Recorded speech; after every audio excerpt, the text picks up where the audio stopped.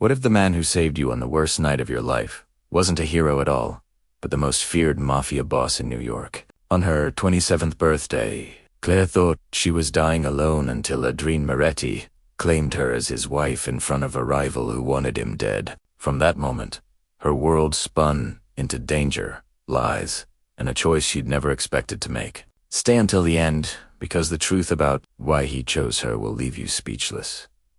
The candles on the table flickered like nervous heartbeats, throwing long shadows across the white linen, as if the room itself shared my unease.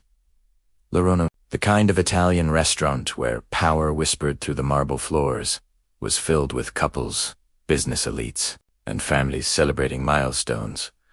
I was the only one celebrating alone. Table 4-1. I had whispered to the hostess 15 minutes earlier, and those 3 words had landed like a confession of failure. On my 27th birthday, I sat in a black dress that was my only decent outfit, fighting the urge to vanish into the leather seat.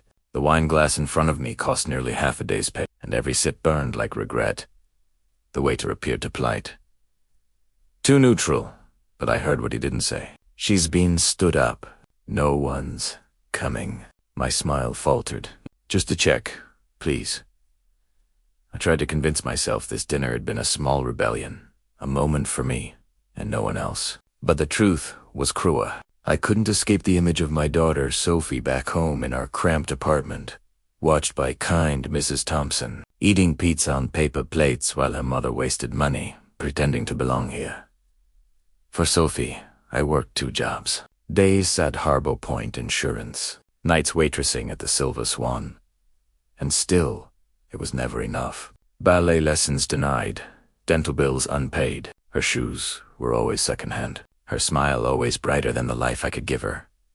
She deserved more than a mother who was always invisible. Invisible to foster parents who cashed the checks. Invisible to teachers who ignored the girl with straight A's. Invisible to the man who ran when I told him I was pregnant.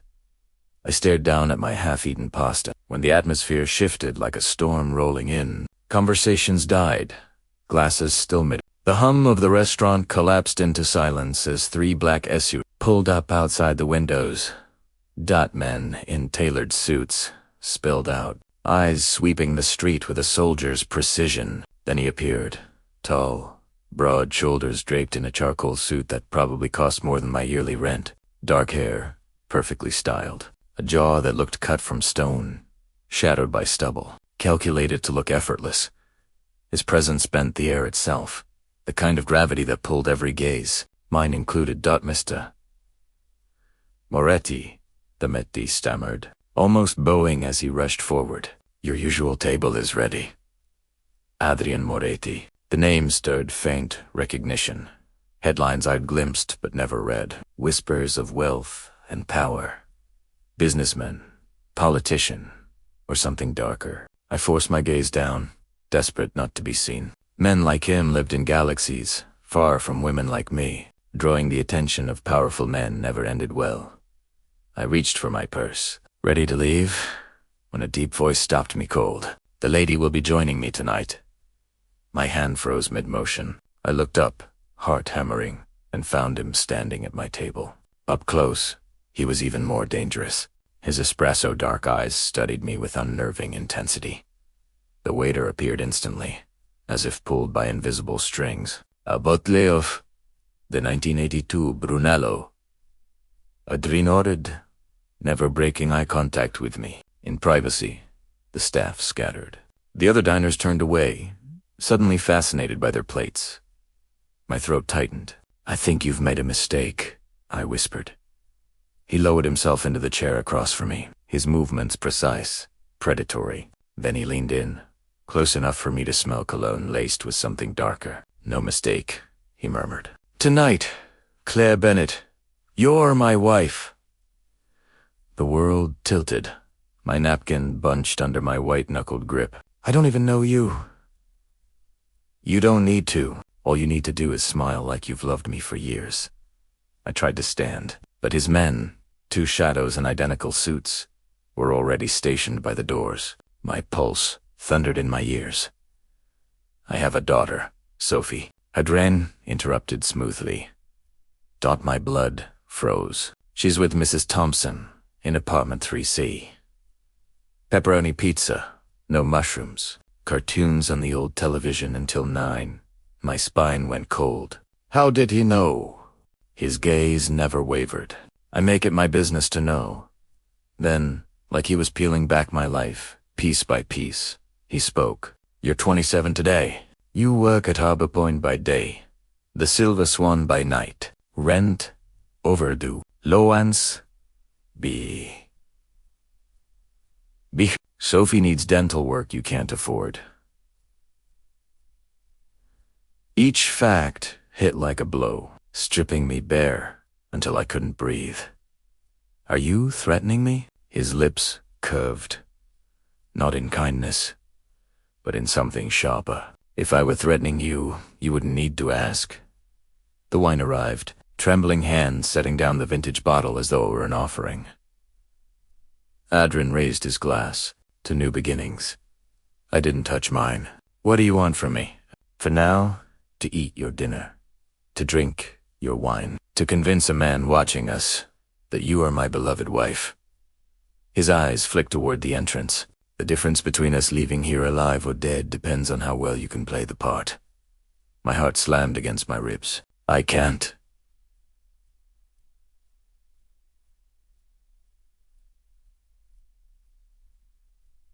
You can. And you will. His hand closed around mine, gentle yet unbreakable. Smile at me like you love me, Claire. Our lives depend on it. Something in his eyes caught me. Something dangerous, yes, but also something raw. My body betrayed me.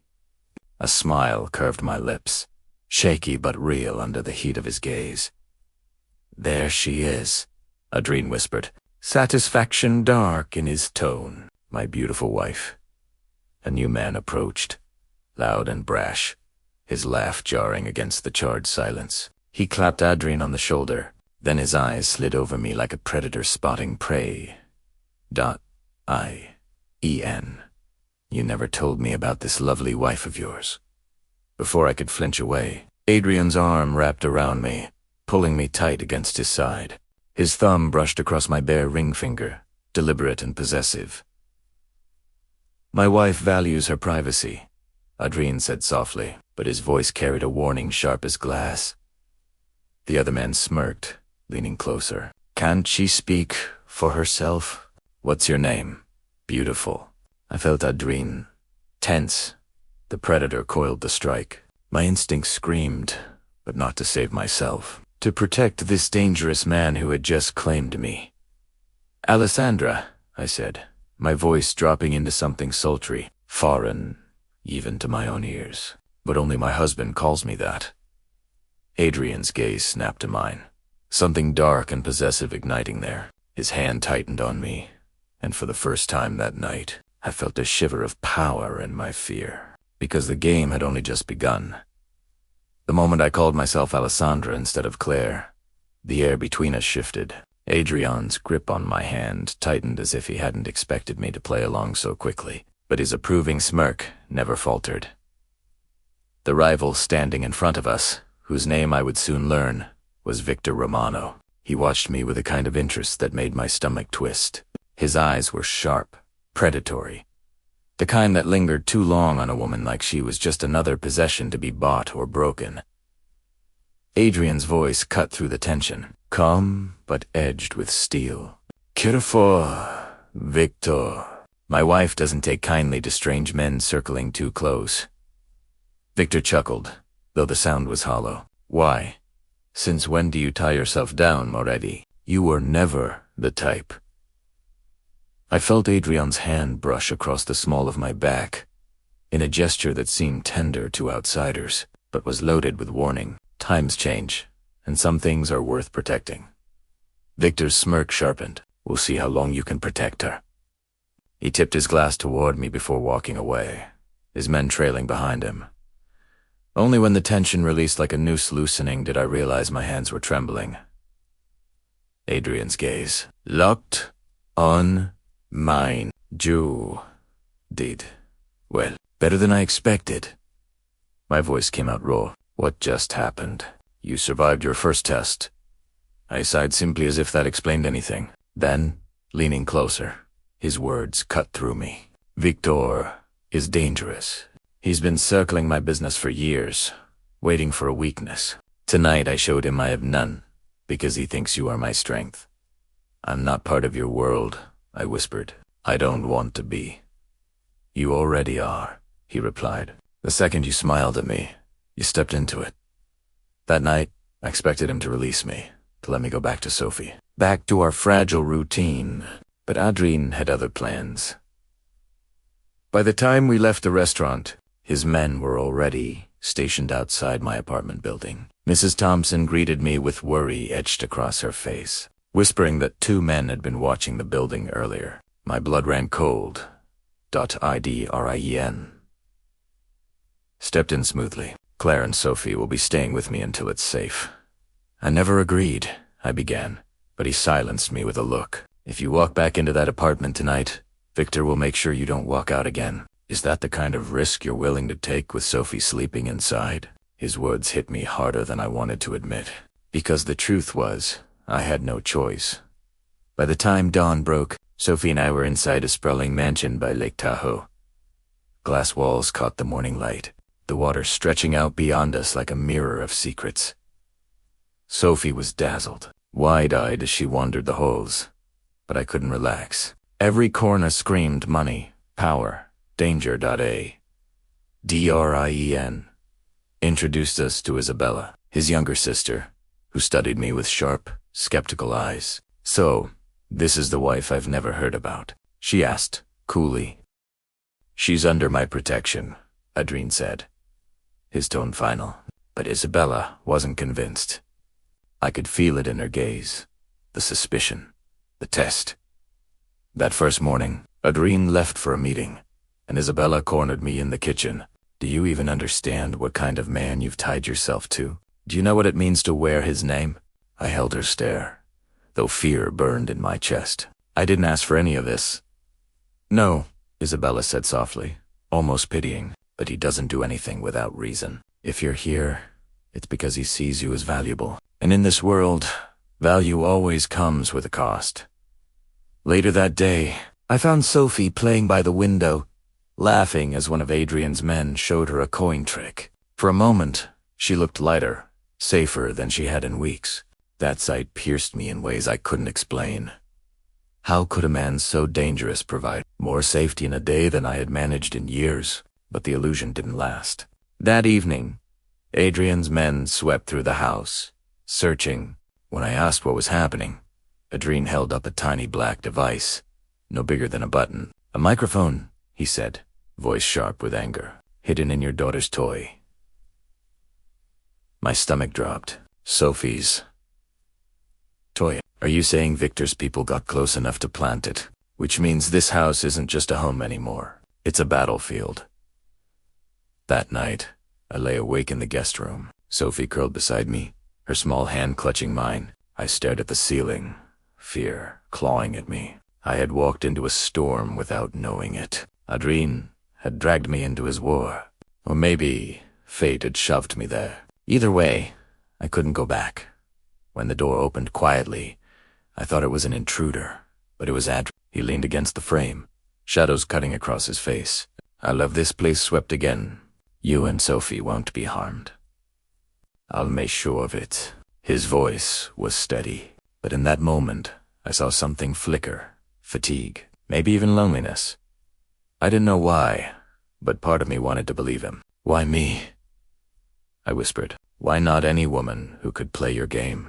Adrien's eyes met mine, and for once, they weren't hard. They were searching, because you remind me of someone I lost, and because, whether you realize it or not, Claire, you're stronger than you think. He closed the door before I could reply, leaving me with the weight of his words. The next morning, Sophia ran into the garden, chasing the sunlight, and for a fleeting second, I let myself breathe. But, deep down, I knew peace here was temporary. Victor Romano wasn't done, and Adrien Moretti wasn't a man who brought people into his life just to let them go.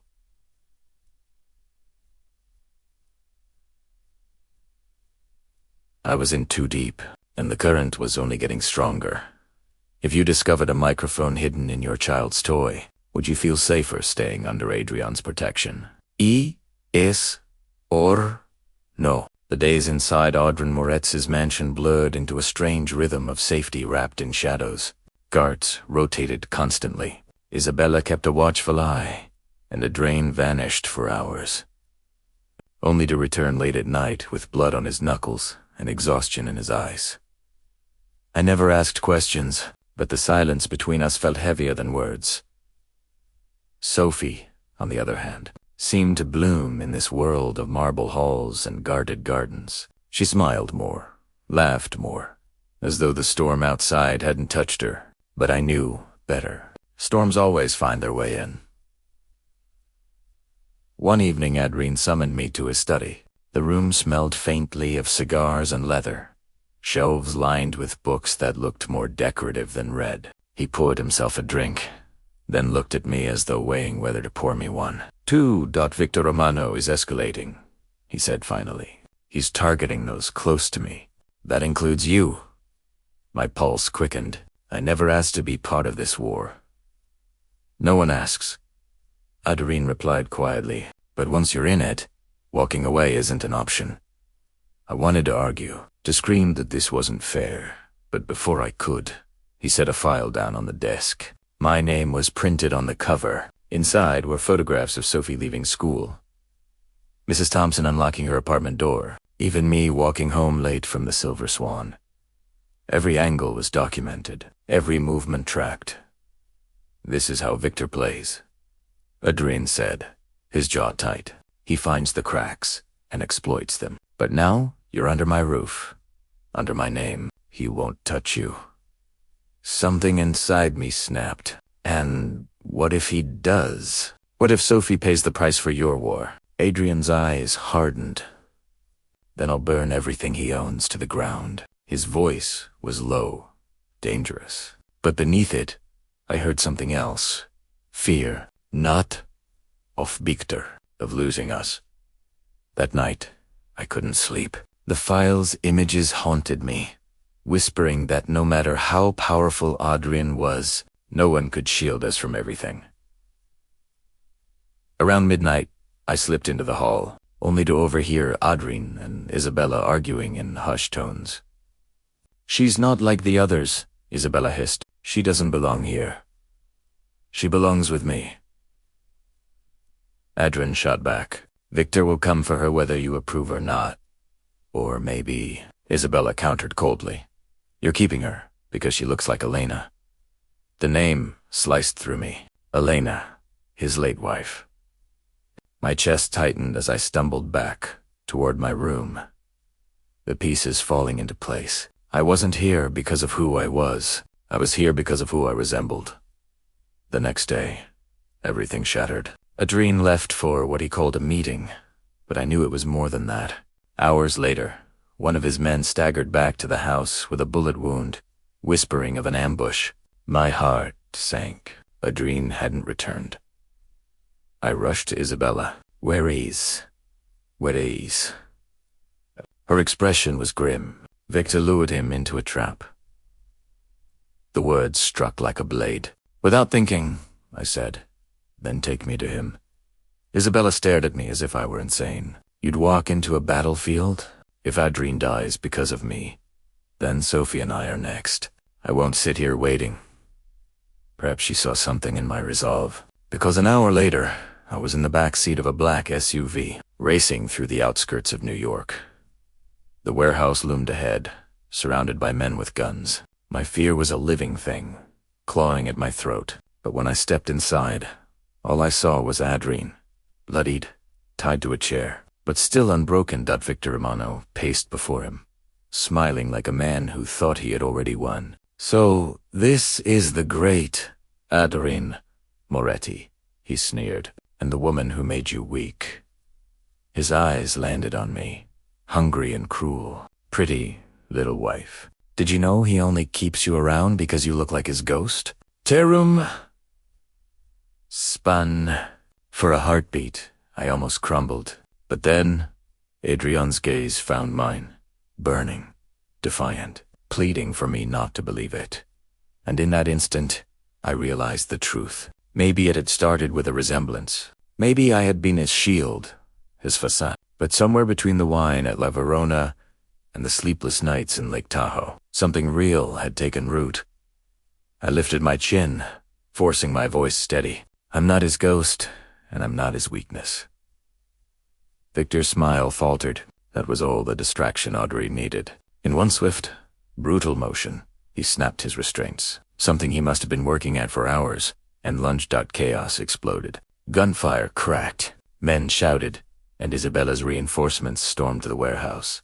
In the chaos, Adrian's hand found mine, pulling me through the smoke and screams until the cold night air hit my lungs.